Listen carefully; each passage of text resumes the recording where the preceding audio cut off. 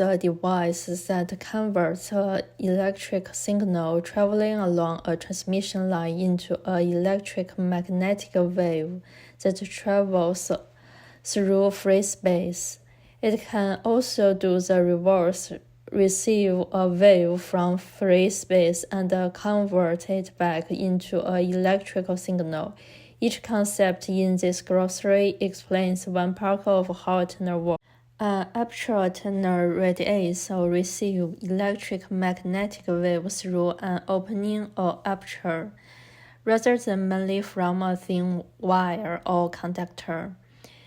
Common examples include horn antennas, reflector antennas, such as dishes.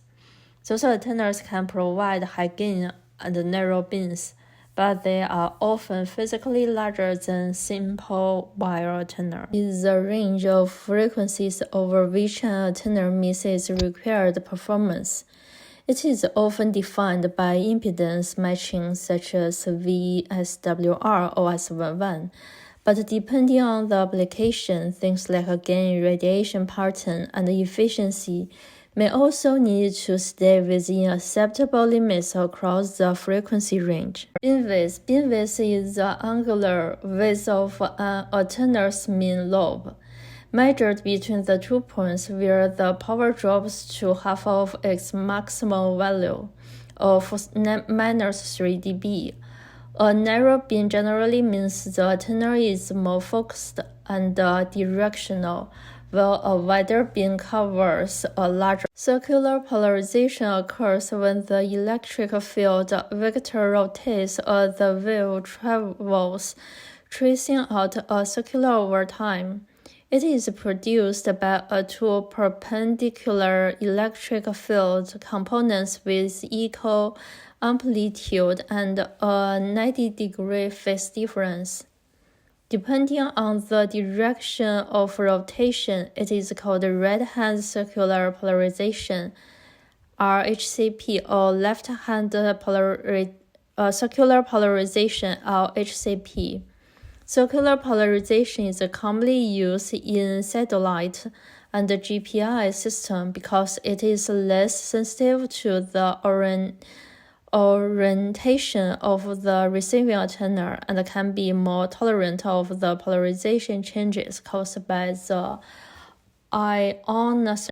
Directivity describes how strong an antenna concentrates its radiated power in a particular direction, compared with an ideal isotropic antenna that radiates equally in all directions.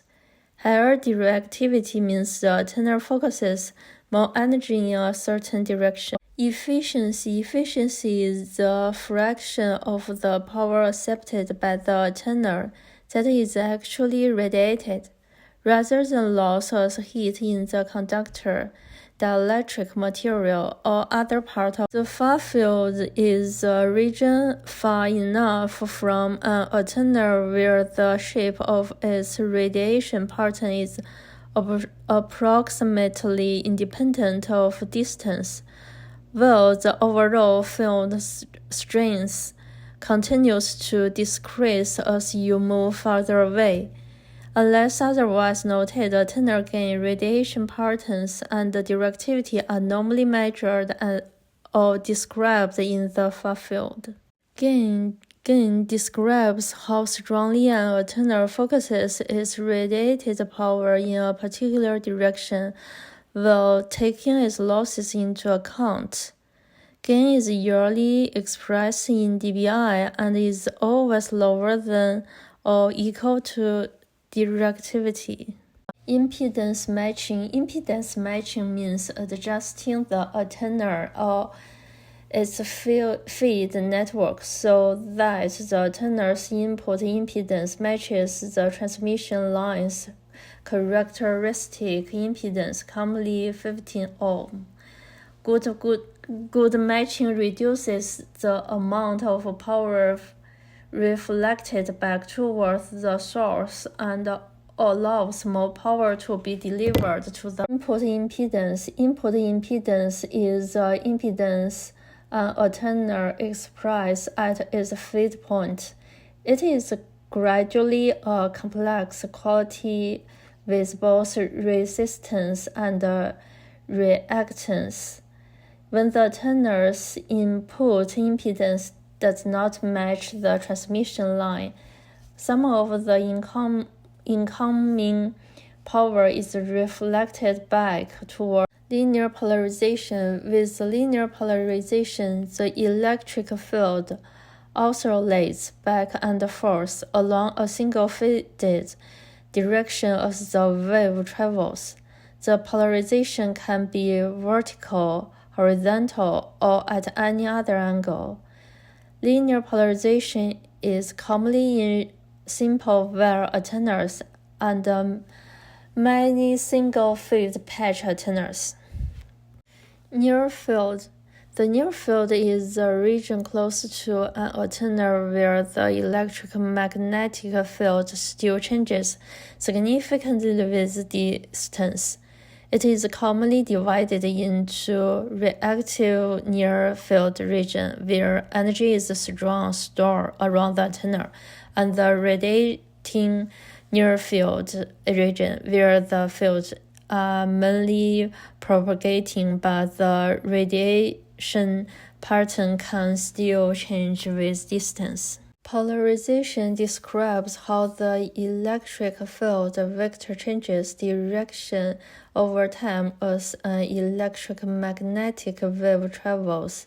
The main types are linear, circular, and elliptical polarization.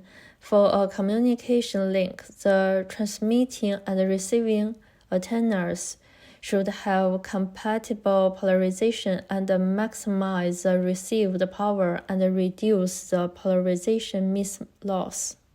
Radiation pattern. A radiation pattern shows how strongly an antenna radiates in different radiations, usually described by the angular theta and phi. It can be shown as a 2D plane H-plane cut, or as a full 3D pattern. Many antenna parameters, such as beamwidth and directivity, can be understood from the underlying pattern.